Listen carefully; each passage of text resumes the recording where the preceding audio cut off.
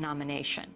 In Haiti, at least 4 people have died during protests over the rising price of food. The prices of rice, beans, and fruit have gone up by 50% in Haiti over the last year. The protests began Thursday and continued over the weekend. Similar food riots have been occurring across Africa in recent weeks. In Burkina Faso, a nationwide strike has been called for Tuesday. Food riots have also been reported in Cameroon, Ivory Coast, Mauritania, and Senegal.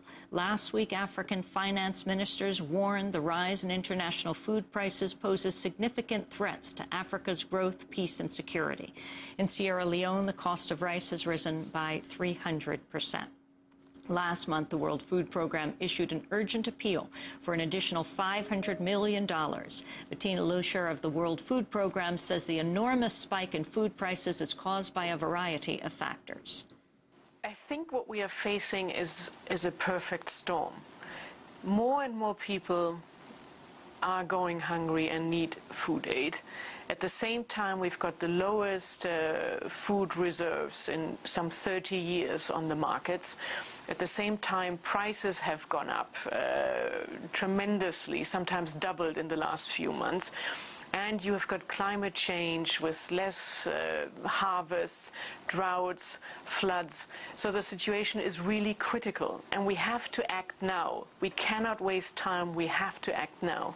In Egypt, police have arrested more than 200 people in an attempt to crush plans for a nationwide general strike to protest the rising cost of food and basic necessities.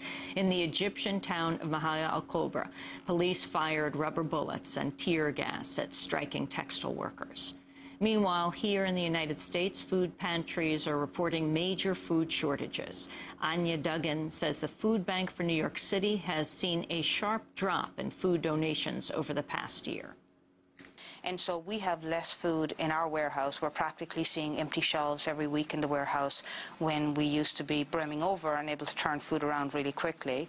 What that means is that there's less food in food pantries and soup kitchens around the city, and you literally have people standing on line for hours at a time waiting for food, only to be turned away because the food runs out.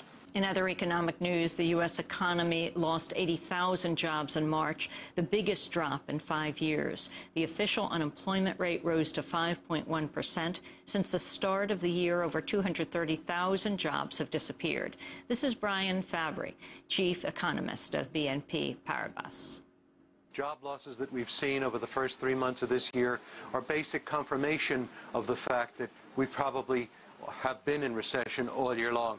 The idea, I think, is that not only will job losses make things more difficult, it'll obviously cause consumer confidence to plunge, but it'll also make it more difficult for people to actually go out and buy more things. And this is the downward spiral, then, that lost jobs create for the economy. In Zimbabwe,